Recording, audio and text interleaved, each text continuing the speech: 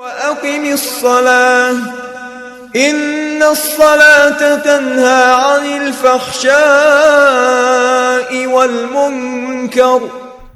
اعوذ باللہ من الشیطان الرجیم، بسم اللہ الرحمن الرحیم۔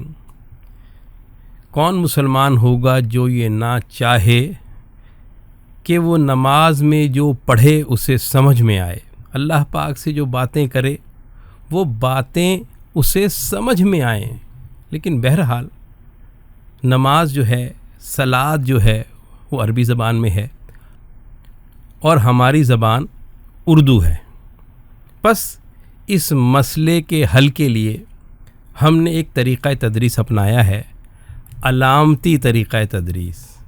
اس طریقہ تدریس میں ہم مشترک مفہومی الفاظ کی بنیاد پہ ترجمہ کرتے ہیں۔ یہ مشکل لگ رہا ہوگا، لیکن جب آپ اس ویڈیو کو آخر تک دیکھیں گے کہ میں نے کس طرح صلاۃ میں سے جو اردو الفاظ ہیں، جو صورتیں میں آپ کو سکھاؤں گا، اس میں اردو الفاظ جو قرآن اور اردو دونوں میں موجود ہیں، ان کی مدد سے اور چند علامات کی مدد سے کتنی آسانی سے ان صورتوں کا ترجمہ کیا ہے۔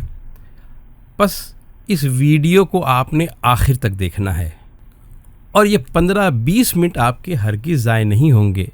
اس ویڈیو کے بعد جب آپ نماز کے لیے کھڑے ہوں گے اور ان صورتوں کو پڑھیں گے تو آپ کو یہ صورتیں انشاءاللہ ایسے سمجھ آئیں گی جیسے اردو زبان سمجھ آتی ہے۔ تو پہلے سورہ فلق، اس کو شروع کرتے ہیں۔ دیکھیں، آغاز قل سے ہوتا ہے۔ اب یہ قل جو ہے یہ اردو میں موجود ہے۔ اس طریقہ تدریس میں آپ نے جس لفظ کو دیکھنا ہے، جس حرف کو دیکھنا ہے، اس میں سے اردو تلاش کرنی ہے۔ یہی اس کا طریقہ کار ہے۔ تو قل اردو سوچیں، قول، قوالی، یہ تو اردو فہم نکل آیا، ٹھیک ہے۔ اب دیکھیں اس میں علامت کیا ہے۔ اس قل کے آخر میں ساکن ہے۔ ہم اردو میں کہتے ہیں، جب حکم دیتے ہیں تو آپ کبھی غور کیجئے گا کہ ہم اس حکم کے ساتھ کہتے ہیں چل، دیکھیں لام پر جو ہے ساکن دیتے ہیں، چل، اٹھ، بیٹھ، لکھ، پڑھ، یعنی ہلکا سا جھٹکا ہوتا ہے۔ اسی طرح عربی میں جب ہم حکم دیتے ہیں تو آخر میں ہلکا سا جھٹکا ہوتا ہے، یعنی ساکن ہوتا ہے۔ تو قل کے آخر میں کیا ہے؟ ساکن ہے۔ تو ترجمہ کیا ہوگا؟ تو کہہ دے۔ لیکن چونکہ یہاں خطاب رسول اللہ صلی اللہ علیہ وسلم سے ہے تو ترجمہ ہوگا کہ آپ فرما دیں۔ کیا فرما دیں؟ اعوذ، اردو نکالیں اس میں سے، تعویذ، یعنی پناہ کے معنوں میں آتا ہے یہ۔ تو یہ تو پناہ ہو گیا۔ اب اس میں علامت ڈھونڈیں۔ میں نے آپ کو بتایا تھا کہ اگر لفظ کے شروع میں الف آئے تو اس کا ترجمہ ہوتا ہے میں، تے آئے تو اس کا ترجمہ ہوتا ہے تو۔ مثال کے طور پہ ادخلو، میں داخل ہوتا ہوں، تدخلو، تو داخل ہوتا ہے۔ نون آئے، ندخلو، ہم داخل ہوتے ہیں، یدخلو، وہ داخل ہوتا ہے۔ اب میں آپ کو ترجمہ بھی کرا رہا ہوں اور ساتھ ساتھ جو ہے وہ سبق کی تکرار بھی ہو رہی ہے۔ تو 4 علامتیں ہیں۔ تو ان 4 علامتیں جو شروع میں آتی ہیں اور یہ پریزنٹ یا فیوچر کو ظاہر کرتی ہیں، یعنی مضارع کو۔ تو اب ترجمہ کیا ہوگا؟ اعوذ، میں پناہ مانگتا ہوں، کیونکہ شروع میں کیا ہے؟ الف۔ پھر آپ دیکھیں کہ حرف آ گیا بے، بے رب الفلق، ٹھیک، دیکھیں بے آتا ہے نا، تو بے اردو میں موجود ہے؟ آپ سوچیں، بالکل موجود ہے۔ ہم کہتے ہیں بالکل، بالآخر، بخوبی، یہ ود کے معنوں میں آتا ہے، سے، کے ساتھ، ٹھیک، یعنی بخوبی، خوبی کے ساتھ، بالکل، کل کے ساتھ۔ پھر اگلا لفظ ہے رب، اردو میں موجود ہے، رب، ربی، مربی، یہ سارے الفاظ موجود ہیں نا۔ پھر آ گیا فلق، یہ جو ہے وہ اردو میں موجود نہیں ہے۔ میں نے آپ کو بتایا کہ جو اردو بولتے ہیں، جو اردو سمجھتے ہیں، وہ دنیا کے خوش قسمت ترین لوگ ہیں کہ کلام پاک میں 85% سے زائد الفاظ و حروف اردو میں موجود ہیں۔ चंद अल्फाज ऐसे होंगे, कुछ फ़ीसद 5 या 10% जो उर्दू में मौजूद नहीं हैं। उसी में से एक लफ्ज़ है, ये फाड़ने के मानों में आता है। तो अब मैंने अलग अलग तर्जुमा कर दिया आपका। तो अब देखिए, बे, रब, फलक, बे का तर्जुमा होगा से या की या के साथ, तो यहाँ तर्जुमा होगा की। रब मौजूद है। फलक, मैंने आपको तर्जुमा बताया कि फाड़ने, तो क्या होगा, फाड़ने के रब की, यानी जो है वो कोई चीज़ भी जो है वो, चाहे वो दाना होता है वो फटता है तो उसको भी जो है फलक कहते हैं। फिर आप देखें, मिन उर्दू में मौजूद है। सोचें जनाब, मिन जानिब हम कहते हैं ना, हम ये कहते हैं ना कि मिन हैसुल कौम, हम ये कहते हैं ना मिन हैसुल कौम, तो ये मिन का मतलब है से। शर उर्दू में मौजूद है। शरारत, शर्री, शरारा, ठीक है ना। तो ये सारे अल्फाज उर्दू में मौजूद हैं।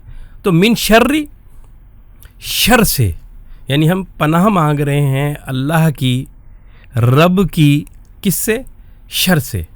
कौन से शर से, माँ, जो, ये जो है वो उर्दू में इस शक्ल में मौजूद नहीं है ये हरफ।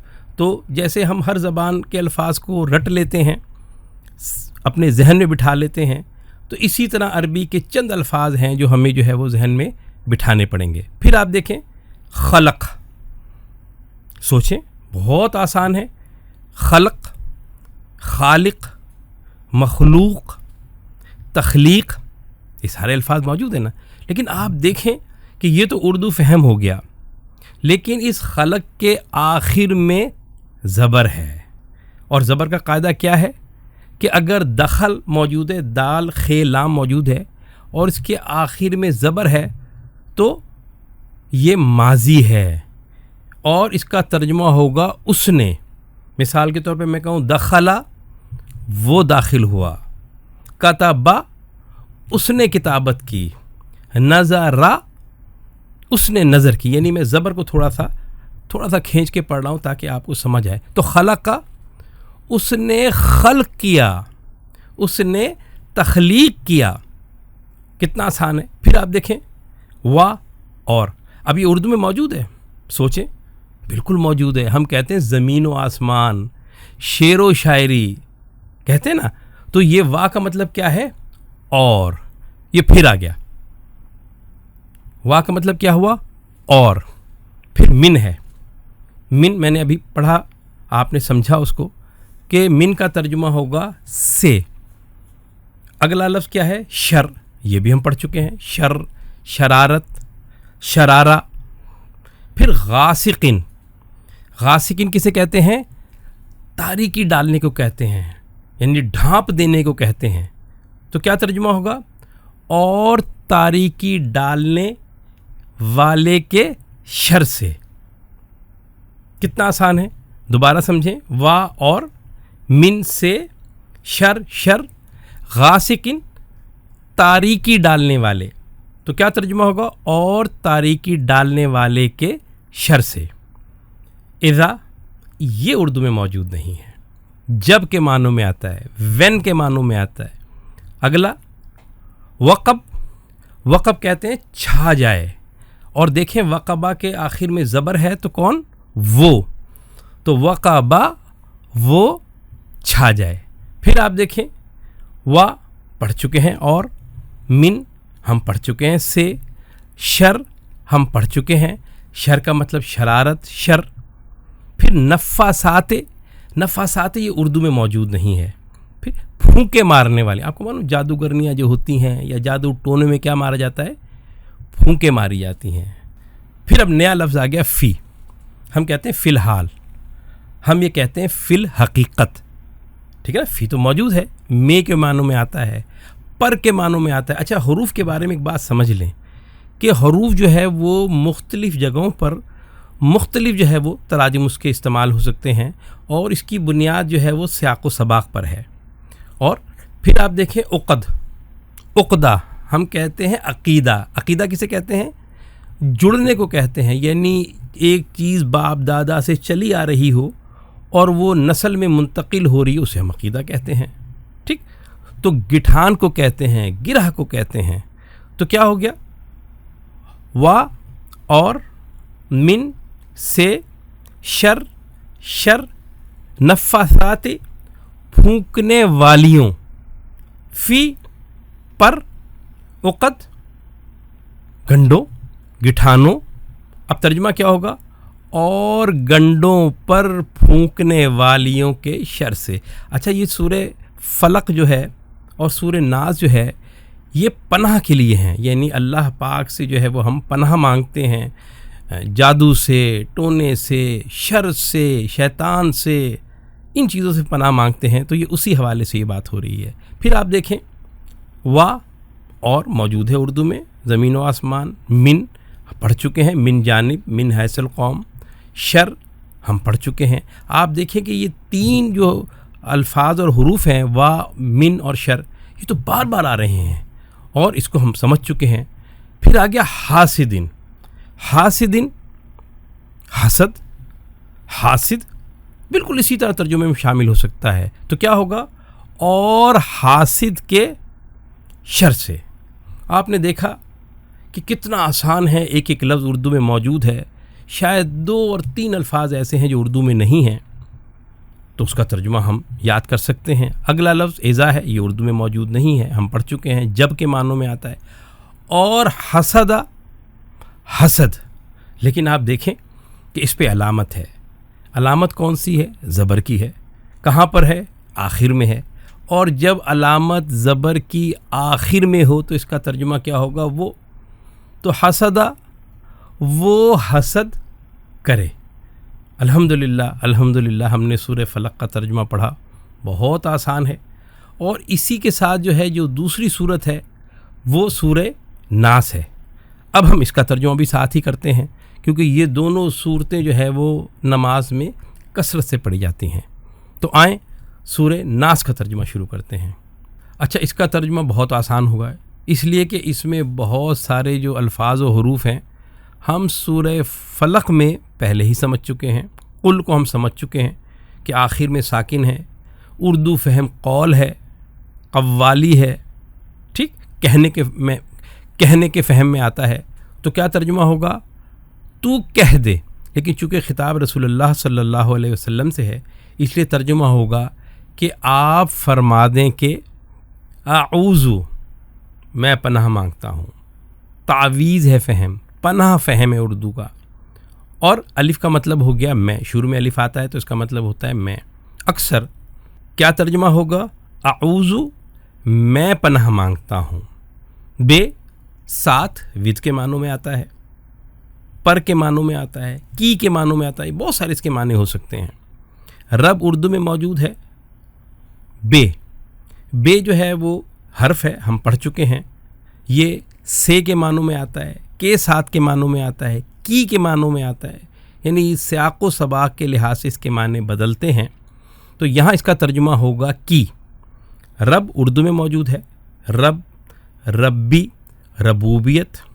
پھر ناس اردو میں ہے, بالکل ہے. ہم کہتے ہیں نا عوام الناس, اردو میں بہت کثرت سے استعمال ہوتا ہے. انسانوں کے معنوں میں آتا ہے, ناس کے معنوں میں آتا ہے.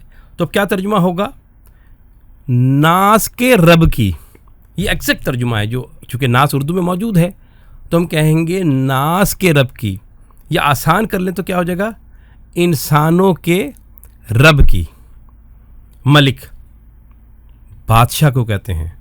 ٹھیک ہے نا, ہم بادشاہوں کو ملک کہتے ہیں. پھر ناس وہی آ گیا, عوام الناس. تو ملک الناس بالکل ویسا ہی ترجمہ کر لیں کہ انسانوں کے ملک کی یا ناس کے ملک کی. پھر الہ اردو میں موجود ہے. الہی, للہیت ہم کہتے ہیں نا. تو کیا ہوگا؟ ملک الناس, الہ الناس, انسانوں کے الہ کی, ناس کے الہ کی. پھر من پڑھ چکے ہم, سے کے معنوں میں آتا ہے. شر ہم پڑھ چکے ہیں, شرری, شرارت. وسواس, وسوسہ, شیطان وسوسہ ڈالتا ہے, ہم جانتے ہیں. تو کیا ہوگا؟ وسواس, وسوسہ ڈالنے والے. وسوسہ انداز, کیا ترجمہ ہوگا؟ وسوسہ انداز کے شر سے ہم پناہ مانگ رہے ہیں اللہ پاک کی نا. پھر خناس. خناس کسے کہتے ہیں؟ اردو میں موجود ہے نا, ہم یہ کہتے ہیں نا کہ اس کے دماغ میں خناس بھر گیا ہے, تو یہ وہی خناس ہے. تو جو خناس ہے یعنی شیطان کے بارے میں کہا جا رہا ہے. پھر الذی اردو میں موجود نہیں ہے. جیسے میں نے سورہ فاتحہ میں آپ کو بتایا تھا نا کہ الذین موجود نہیں ہے, تو الذی جو ہے وہ واحد کے لیے استعمال ہوتا ہے. تو الذی جو, وہ, اس کا فہم یہ ہو سکتا ہے. یوسوسو, دیکھیں یوسوسو کے شروع میں علامت کیا ہے؟ یا ہے. اب پھر علامت پہ آ جائیں. اگر کسی لفظ کے شروع میں الف آئے تو اس کا مطلب ہوتا ہے میں, تے آئے تو تو, نون آئے تو ہم, یہ آئے تو وہ. ادخلو میں داخل ہوتا ہوں, تدخلو تو داخل ہوتا ہے, ندخلو ہم داخل ہوتے ہیں, یدخلو وہ داخل ہوتا ہے. تو یدخلو سے یوسوسو وہ وسوسہ ڈالتا ہے. کہاں ڈالتا ہے؟ فی صدور الناس. فی میں بڑا آسان ہے, صدور صدر سامنے کے حصے کو کہتے ہیں, سینے کو کہتے ہیں, اور ناس اردو میں موجود ہے. میں نے بتایا تھا کہ عوام الناس, تو کیا ترجمہ ہوگا؟ وہ جو انسانوں کے صدور میں وسوسہ ڈالتا ہے. کون ڈالتا ہے؟ شیطان. خناس. من الجنت والناس. من پڑھا تھا ہم نے, من جانب, من حاصل قوم, سے کے معنوں میں آتا ہے. جنت, جنات ہم جانتے ہیں کہ جنوں میں سے ہو. پھر وا, یہ بھی اردو میں موجود ہے, زمین و آسمان, شعر و شاعری. اور الناس تو ہم پڑھ چکے ہیں, عوام الناس. تو کیا ترجمہ ہوگا؟ جنات میں سے اور انسانوں میں سے, یعنی انسانوں میں سے اور جنات میں سے جو بھی وسوسہ ڈالتا ہے ہم اس کے شر سے اللہ کی پناہ مانگتے ہیں. آپ نے دیکھا کہ کتنا آسان ہے. ہم نے نماز کی یہ 2 صورتیں اور پوری نماز اپنی کتاب آسان صلات, اس میں ہم نے جو ہے وہ پوری نماز جو ہے وہ آپ کو بتائی ہے, اور اسی میں جو ہے یہ دونوں صورتیں بھی موجود ہیں. اور پوری نماز کا مشترک مفہومی ترجمہ. کیا مطلب؟ مطلب یہ کہ وہ الفاظ جو کلام پاک میں موجود ہیں اگر وہ اردو میں بھی موجود ہیں کسی شکل میں تو وہ مشترک مفہومی الفاظ ہوتے ہیں. تو ہم ترجمے میں کوشش کرتے ہیں کہ انہی الفاظ کو جو ہے وہ استعمال کریں, اور پھر چند علامات ہیں جو میں نے آپ کو بتائیں ان کے استعمال سے ہم یہ مشترک مفہومی ترجمہ کرتے ہیں. تو ہمارے کورسز ہیں, بہت آسان ہیں. ایک 2 مہینے کا کورس ہے, ابتدائی ہے. ایک 5-6 مہینے کا کورس ہے, یہ اعلیٰ درجہ اعلیٰ کہلاتا ہے ہمارا. پھر ہمارا تحقیق کا کورس ہے جس میں ہم جو ہے وہ قرآن کے جو اہم موضوعات پہ ان پر تحقیق کراتے ہیں, لیکن اس وقت جب اس کو قرآن کا ترجمہ کرنا آ جاتا ہے. اور ٹیچر ٹریننگ پروگرام ہے, آپ ان میں حصہ لیں, آپ اس میں داخلہ لیں. یہ واٹس ایپ پہ کورسز ہیں اور یہ سب بالکل فری ہیں, بلا معاوضہ ہیں. ہم آپ سے کوئی پیسہ نہیں لیں گے. بس ہمارا ایک ہی ہدف ہے کہ انسانوں تک اللہ کا کلام پہنچایا جائے, لوگوں کو ترجمہ کرنا خود سے سکھایا جائے. اور آپ جانتے ہیں کہ چراغ سے ہی چراغ جلتا ہے. تو آپ نے دیکھا کہ اس ویڈیو میں نے کتنی آسانی سے, کتنے آسان طریقے سے آپ کو ان 2 صورتوں کا ترجمہ کرنا سکھایا ہے. اگر آپ کو پسند آیا ہے یہ طریقہ کار تو پھر ہمارے چینل کو سبسکرائب کیجئے, اس کو شیئر کیجئے, ان ویڈیوز کو زیادہ سے زیادہ لوگوں تک اس کو پہنچائیں, اس کو لائک کریں تاکہ چراغ سے چراغ جلے. آپ کو سمجھ آیا تو آپ کے گھر والوں کو بھی سمجھ آنا چاہیے, آپ کے دوست رشتہ داروں کو بھی سمجھ آنا چاہیے. اور بہت جلد یہ چند ویڈیوز ہیں نماز کے اوپر, اگر آپ اس کو اچھی طرح سمجھ لیں گے تو آپ یقین کریں کہ بغیر رٹے, بغیر ترجمہ کیے ہوئے جب آپ اللہ کے حضور کھڑے ہوں گے, نماز پڑھیں گے, تو آپ کو نماز ایسے سمجھ آئے گی جیسے آپ کی زبان. بس اللہ سے دعا ہے کہ اللہ تعالیٰ ہمارے لیے اس نماز کو آسان کر دے, اس کا فہم جو ہے وہ ہمیں عطا فرمائے, اور ہمیں اللہ تعالیٰ اس قرآن کے ذریعے سے ہدایت عطا فرمائے. السلام علیکم ورحمۃ اللہ وبرکاتہ. قل بفضل الله وبرحمته فبذلك فليفرحوا هو خير